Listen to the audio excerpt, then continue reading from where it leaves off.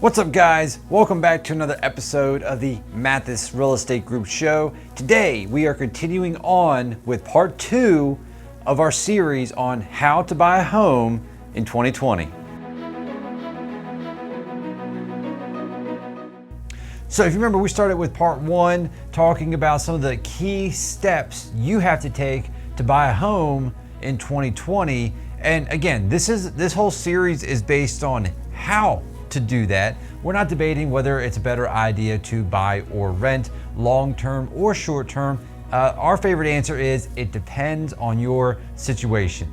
So let's jump right into it. Part 2, we're gonna go over 3 more key things that you need to do, sequentially speaking, to get yourself ready to buy a home in 2020.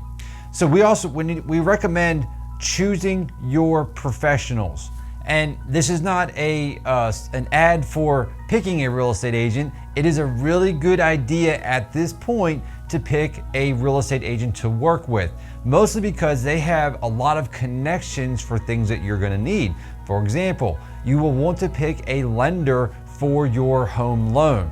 Now, picking the right lender with good programs they aren't charging you an arm and a leg for origination fees, making sure that the interest rates are comparable. All of that stuff's important. You also want to make sure you're picking someone who does a good job of getting deals to close. This is one of the biggest issues we run into right now, is working with lenders or people who are in that professional space who are not concerned about getting deals closed for their clients. So making sure you pick a good agent and a good lender will really help you ensure or increase your rate of success when you're trying to buy a home.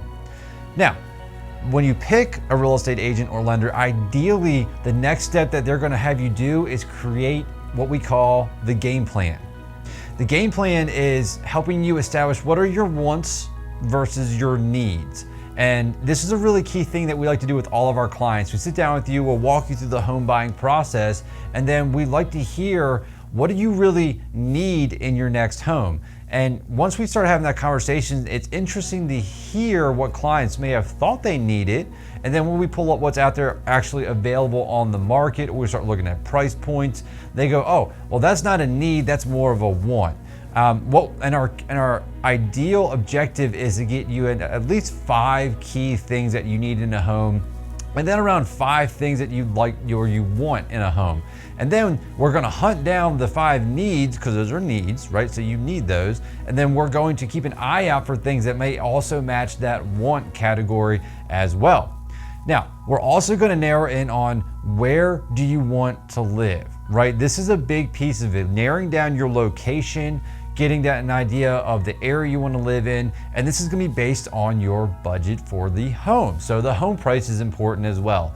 And that budget piece is important. That's why we specifically reference a lender, because they're going to help us understand financially what can you afford and what you're comfortable with. Those are 2 totally different things. We see people who can afford a lot of house, and really what they're comfortable with is something far less. That's perfectly fine. It's good to know that up front though, so that we're not looking at something and you see something at a higher price point that you fall in love with and you just have to have, and then we find out it's way out of your budget or it's way out of your comfort zone of where you want to be.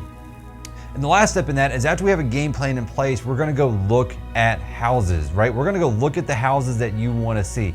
Typically we see between 5 and 10 homes, can be more, can be less. It all depends on how clear you are on where you want to be, which is why we spend a lot of time in the game plan step, where we really go through wants versus needs, buyer process, areas, locations. We really drill down with our clients to figure out, where do you want to end up at? What is your ideal home and your ideal environment to live in? And the last step in step 2, or in part 2, is making an offer. Now, this is one of those things that you see that is portrayed as being pretty easy, right? You see a house, you throw a number out, you negotiate a little bit, all done. HGTV has made this look really, really simple. So when you're making an offer, another reason to have a professional there who knows the market is important, because when they know the market, they can tell you based on their knowledge of the market itself, as well as the tools they have access to, If you're above asking price, below asking price, is this house going to sell in a day? Is it going to sell in 2 weeks? If it's been sitting on the market for a couple of weeks, why has it been sitting on the market for a couple of weeks, depending on the price point? And again, it's just really narrowing in on what is the market allowing you to do and what is the market asking you to do. And we see clients sometimes forget to really have this part plugged in with their agent or whoever they're working with, because they'll just go off of, I saw this house, I want to think about it, and then they come back the next day and it's sold. And that's because the market is dictating at that point, you have to move faster than you're comfortable with, which is again why we spend a lot of time in step 2 and really work on game planning all this out with you, so that when it comes time to make that offer, you feel really confident about making that offer. Now, another thing that's going to happen at this point is the emotions are going to run high. And this is another reason I always advise having an agent or a professional there to help guide you through all of it, right? One of the big things that I always go back to is when we were personally purchasing a home, there was a lot of stuff going on in that transaction. And we actually used an agent to help us buy it, because even though I'm a real estate agent and broker, still having someone else who is detached from the emotional side of that transaction was really helpful, because there are certain things we were going to do that was more emotional reasoning versus logical or analytical reasoning, and it ended up saving us not only money but frustration in the end. So we had to put emotions to the side, be ready for whatever comes our way, and having that buffer of an agent between you and the other party is super, super helpful.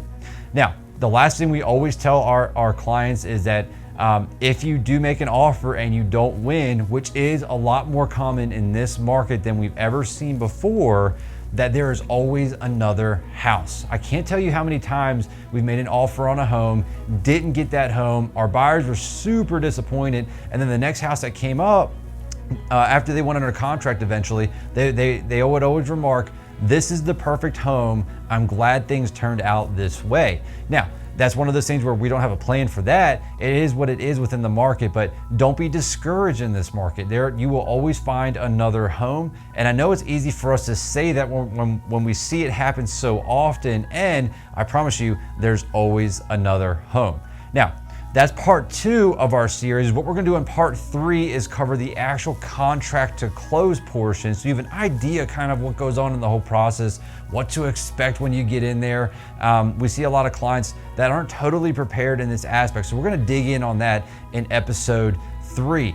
Now, if you have any questions on buying a home in 2020, or you're wondering what are the steps I need to take, watch video 1, watch this video here, and then let us know. Reach out to us, contact us. You can DM us on here. You can post comments. You can email us. Again, throw up a smoke signal. And if one of my people are outside, we'll make them go hunt it down and figure out how we can help you. We're here to answer any of your questions. We're your advocates and your professionals, and we look forward to helping you buy a home in 2020 and beyond.